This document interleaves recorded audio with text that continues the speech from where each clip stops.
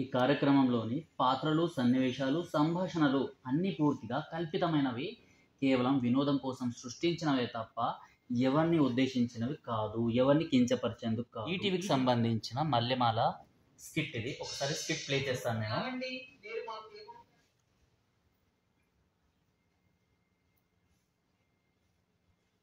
Right, ఇంతకన్నా ఎక్కువ నేను చూపెట్టదలుచుకోలేను, ఎందుకంటే ఇందాకే మల్లెమాలకు సంబంధించిన శ్రీదేవి డ్రామా కంపెనీలోని స్కిట్ చూడడం జరిగింది. మహాభారతంలోని ఒక పర్వాన్ని తీసుకొని ఎంత గలీజ్గా వీళ్ళు స్కిట్ చేసిండ్రంటే అపహాస్యం పాలు చేయడం అంటారు కదా. సో ఈ వీడియో చేసిన తర్వాత కొంతమంది వీళ్ళ మనోభావాలు దెబ్బతిన్నాయి, హిందువుల మనోభావాలు అనేసి ముందుకు వచ్చి మొరుగుతారు.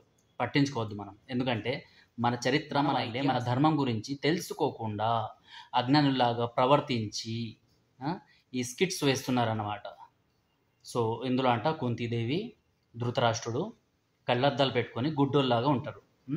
పాండుపుత్రులు, దుర్యోధనుడు, వీళ్ళందరి క్యారెక్టర్స్తోని స్కిట్ చేయడం జరిగింది. దీన్ని చూసి నవ్వాలంట. ఈ అడ్డగాడిదలు వేసిన స్కిట్ ఏదైతే ఉందో ఇది నవ్వుకోవడానికంట. సో ముందే ఒక స్టేట్మెంట్ కూడా ఇచ్చేసిండ్రు, ఎవరిని ఉద్దేశించినవి కాదు అనేసి.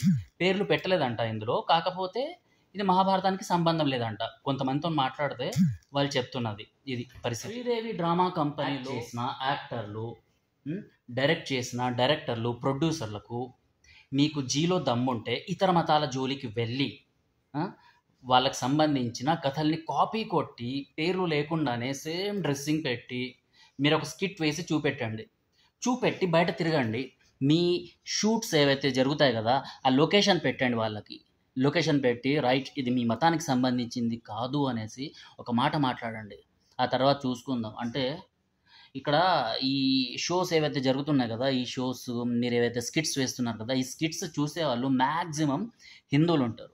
హిందువులకు ఏ చూపెట్టినా, హిందువులకు ఏమన్నా కూడా వాళ్ళు పడతారు, వాళ్ళని ఎంత తిట్టినా ఏమనరు కదా అనేసి లైట్గా తీసుకుంటున్నారు. మీరు లైట్గా తీసుకుంటూనే ఇలాంటివన్నీ వస్తున్నాయన్నమాట. సో ఇంతకు ముందు కూడా ఇలాంటి స్కిట్స్ వేయడం జరిగింది, అప్పుడు కూడా చెప్పారు చాలామంది. సో ఈసారి మాత్రం హిందూ సంస్థల వాళ్ళు దీన్ని చాలా సీరియస్గా తీసుకొని మీ పైన కేసు నమోదు చేయబోతున్నారు. బికాస్ మీరు చాలా లైట్గా తీసుకుంటున్నారు కదా హిందూ ధర్మం అంటే. హిందూ ధర్మంలో ఎవరైనా గెలుకోవచ్చు, ఏమన్నా చెయ్యొచ్చు అనేసి ఈసారి ఆన్సర్ ఇస్తారు.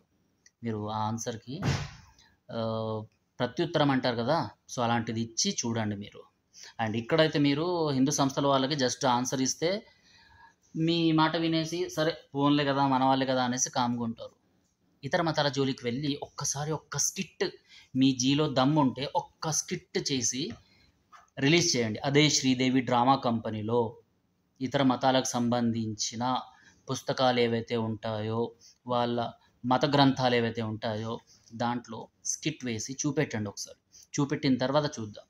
సరే ఇక్కడ జర్నలిస్ట్ సిద్ధు ఏదో ఛాలెంజ్ వేసిండు కదా, స్కిట్ వేసి చూద్దాం అనేసి ట్రై చేసిండ్రు అనుకోండి, ఆ తర్వాత మాత్రం ఇంకా భరించాల్సింది మీరే. బికాస్ హిందూ సంస్థల వాళ్ళైనా ఎవరైనా కూడా ఎంత చెప్పాలో అంతే చెప్తారు, బికాస్ మీరు కూడా మా వాళ్ళే అనేసి. అవతల అదేమి ఉండదు.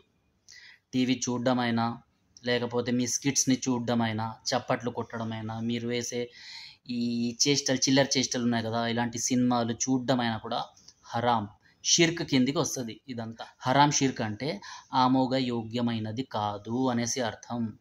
క్లియర్గా చెప్పాలి అంటే బద్దలు భాష్యంగా చేస్తారు మీది. దమ్ముంటే ఒకసారి ఆ స్కిట్ వేసి చూపెట్టండి మీరు, ఆ తర్వాత మెచ్చుకుందాం. ముందు కేసులకు రెడీ అవ్వండి.